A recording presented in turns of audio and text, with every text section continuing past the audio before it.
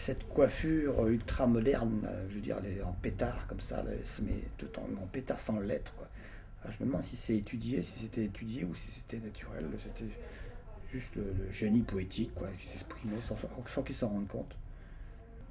Parce que là, la photo de gauche, là, quand il est plus jeune, là, il a vraiment des épis sur le haut, les cheveux.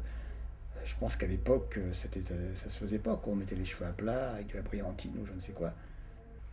Ah, cette coiffure, là, c'est vraiment, tout est étonnant, hein, dans les portraits de Rimbaud, hein. Puis là, les bouches, sur la plus belle, là, sur les lèvres pincées, le regard comme ça, là. C'est une très belle photo. Elle est d'un modernisme, c'est effrayant une photo comme ça. Pourquoi est-ce que c'est son regard? Est-ce que c'est son attitude? Est-ce que c'est le photographe? On a là vraiment l'impression qu'il est ailleurs, quoi. Et on voit qu'il est dans son monde. Et c'est une photo poétique. Mais on est peut-être aussi influencé parce que c'est le grand poète, c'est une photo du grand poète. Donc on se fait, euh, on se fait une idée à partir de ça. C'est de la subjectivité. Mais bon, il y a aussi la subjectivité objective, je crois. Parce que là, c'est peut-être bon. S'il y a une photo de sa communion là, avec son frère, c'est plus de, moi, ça ressemble plus à ça. Pour moi, ça, c'est plus ordinaire comme pose de vue.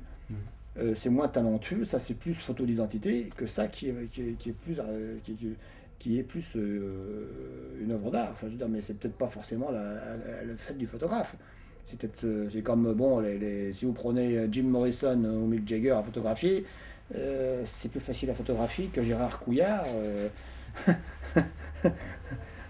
Hein?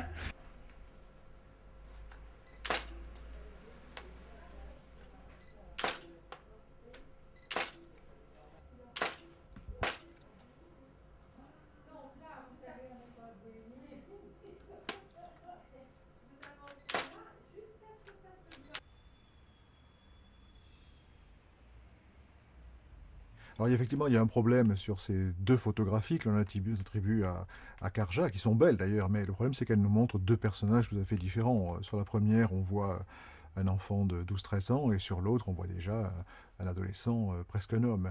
Même la physionomie n'est pas la même. Alors on a toujours dit que Karjan était l'auteur, qu'elles avaient été prises à peu de jours de distance, mais enfin c'est une métamorphose étonnante. C'est possible que Karjan soit l'auteur. N'oublions pas que quand les vilains bonshommes ont vu arriver Rimbaud, tous ont dit qu'ils avaient été étonnés par ce cerveau d'adulte avec un visage d'enfant. Donc effectivement, Rimbaud a frappé avec un visage véritablement d'enfant. Mais quand même, il y a une différence très forte entre les deux photographies. Oui, vous pensez que c'est le même jour que les deux clichés ont été pris? Ah oui, je suis sûr. Je suis sûr parce que c'est la même coupe de cheveux. Ouais. Exactement. Or, Rimbaud n'a jamais eu cette coupe de cheveux qu'à cette période, puisqu'il a eu des cheveux très longs, il a eu les cheveux complètement coupés. Donc, c'est les mêmes cheveux. C'est exactement le même costume. Or, en effet, il ne s'encombrait pas trop de tenues de mode. Non, non, il y a toutes les raisons pour penser. Et quand on explique en effet par le niveau de la caméra, par les éclairages, par le travail sur la lumière, il n'y a aucun doute.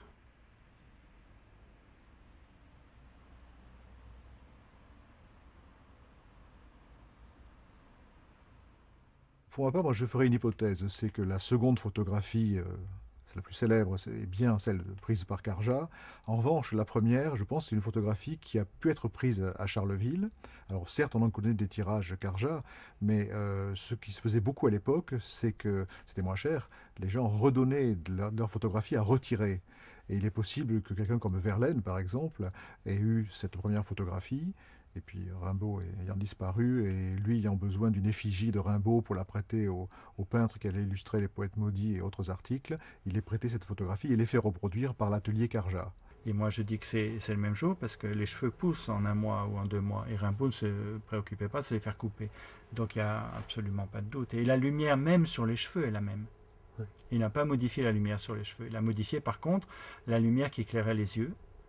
Et pour amplifier, justement, ce regard dramatique par une ombre plus forte. Ça expliquerait un petit peu qu'on ait ce tirage Karja de ça. Mais enfin, l'énigme est un peu, l'énigme reste entière, et j'ai du mal à croire qu'elles ont été prises à peu de jours de distance. D'accord.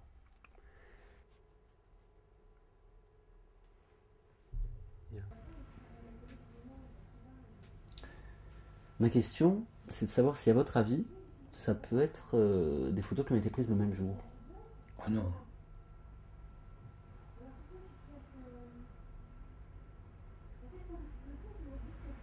Je crois pas. Hein. Non, là, il est plus juvénile, là. C'est toutes les deux de Karja. Hein. On suppose, oui. Oh, je crois pas. Hein. Celle-ci est plus celle-ci est plus. Il n'est pas habillé pareil, il est plus jeune ici. Là, il a une allure renfrognée, juvénile, il a 14 ans, là. Là, il a 17-18 ans, là. Là, il est beau. Il fait renfrogner, comme ça, on voit qu'il n'est pas content, là.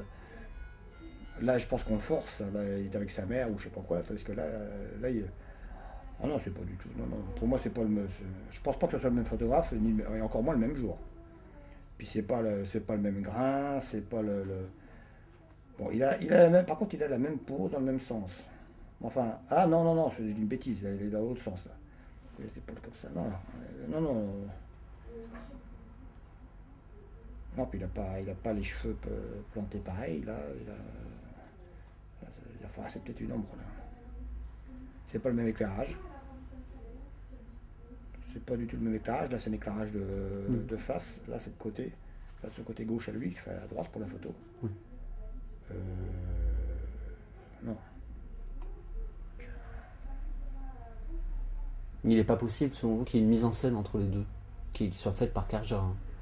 C'est-à-dire qu'il le place, il prend d'abord une photo naturelle, et ensuite il lui met une cravate, parce qu'il est habillé pareil quand même. Ah oui, on voit la même ligne sur la veste là, oui. C'est possible, mais pourquoi il aurait fait ça? C'est possible hein, qu'il ait manipulé. Mais dans quel but? Bah, construire une image de poète, qui est devenue l'image du poète Oui, absolu. oui. Ah, peut-être. Peut-être. Ça va? Ça va. J'ai été bon? Mmh. Convaincant? Bon, je pense. Bah, C'est mon avis, enfin, je sais pas, la boule pour point.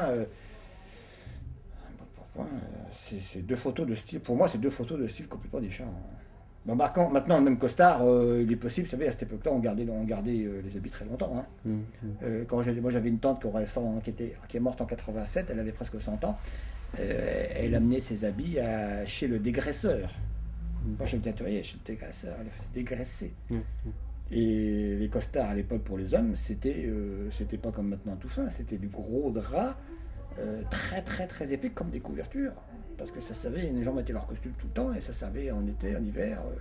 Et puis en été, quand il faisait très chaud, on retirait la veste.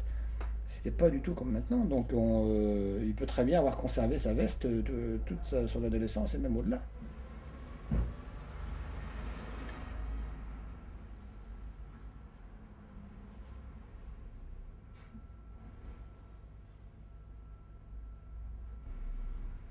Ouais, peut-être que le photographe un photographe d'artiste et de poète lui a passé la main dans les cheveux comme ça pour les bourrifer, pour lui donner un air de poète maudit. C'est possible, parce qu'il a eu cette démarche-là. Hein.